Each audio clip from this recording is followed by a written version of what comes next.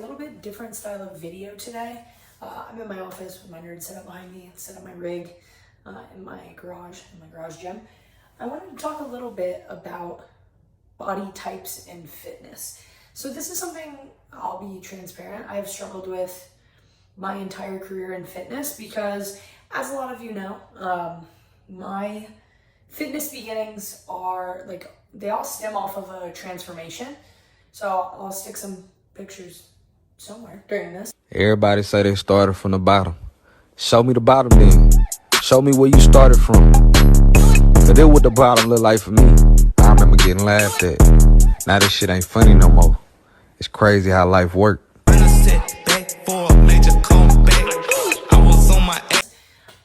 About 6 years ago, I lost about 100 pounds, essentially by myself. I tell a story of a tattoo on my leg of the date. I was laying in bed one night, really unhappy about myself, about life, and decided to make a change. Started doing martial arts again, but I kind of had that dog in me still, despite having really let life get away from me. And I wanted to be the best person in the room at what I was doing, and I couldn't do that being as overweight as I was. So I lost about 100 pounds 6 years ago, just getting fit, doing martial arts, and then doing CrossFit, and that's how I ended up here.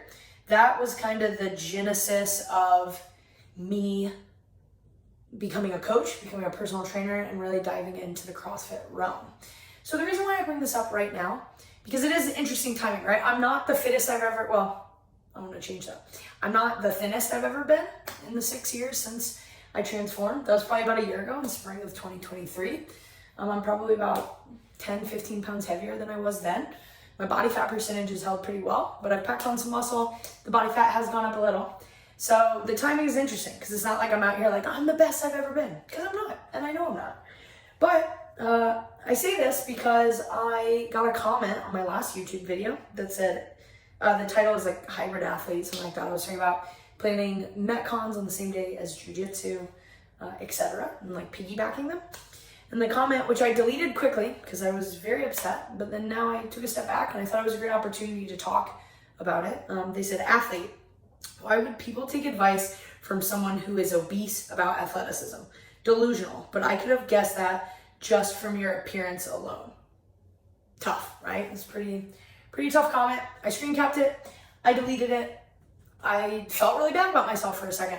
I also joked that, hey, I had finally made it in the YouTube fitness realm because I was getting hate comments, but that's something different. But the reason I bring this up is because I read that comment and it kind of took me back to a lot of struggles that I've had coaching and running gyms over the years. It reminds me of a few times that I just have had extreme imposter syndrome, right? Like I did an intro with a woman once and she asked me my body fat percentage and kind of put me into question because I'm not like the thinnest human alive. And it's funny because when I uploaded the video that they commented on that, I was feeling really bad about myself. Like I was like, I got this rash guard on, I'm looking a little lumpy, but I'm gonna post it anyway because that's what I'm about. And then someone leaves a comment like that.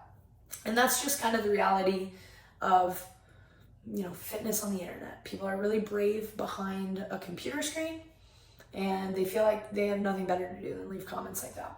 But this isn't like a woe is me video. This video is pretty much simply about the fact that I think people have the wrong idea about what fitness and body types look like. So I am surrounded by some incredible athletes, and some of them, my best friend Steven is like a 5'2" little guy, he's like 135, and he can back squat 332. He just PR'd, congrats baby. And he's an excellent CrossFit athlete, has great gymnastics, etc. My fiance is like 5'7". She's like 170, can lift the shit out of the barbell, but also run like a 9-minute mile and is very athletic. And these are two different people, right? Like with very different body types. And then you have me, and I'm somewhere above, I'm at like 180, 5'1". Been as low as 165 in my CrossFit career. And I just ran a 10K not that long ago, and I back squat 295 or 290. I've got a 148 Grace. I can do gymnastics. Like it's all these things I'm very proud of. And I do jiu-jitsu, and my body has done amazing things for me, especially since, what I put it through in the beginning.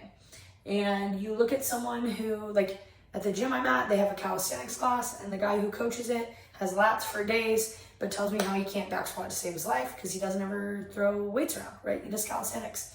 And you might look at a runner who is ultra trim, and they probably can, most of them, I don't want to generalize, can't necessarily lift a lot of weight. So every realm has different body types in fitness, and there is no one answer that is correct.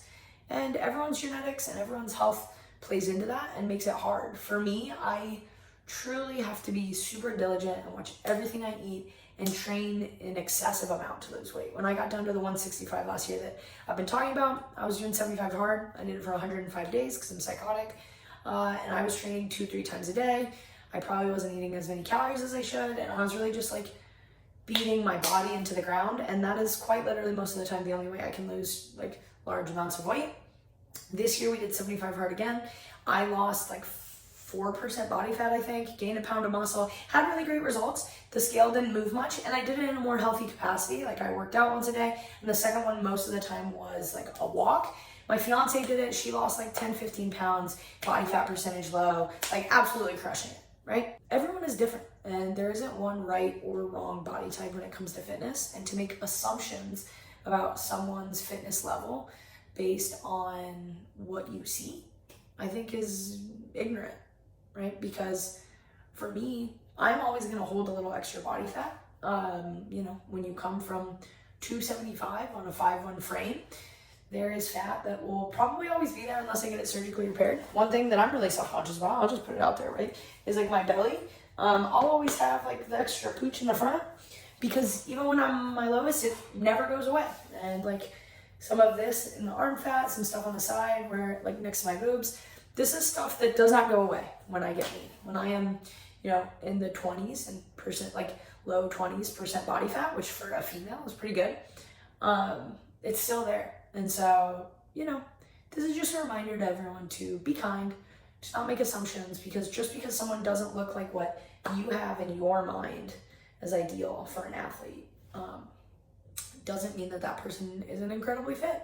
And I can always improve, and I'm always trying to improve and get to the body type that I want in a healthy manner and everything else.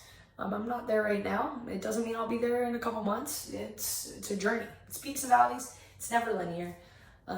But, you know, I think it's a hard thing for people, especially when you are a working professional in fitness, especially a female.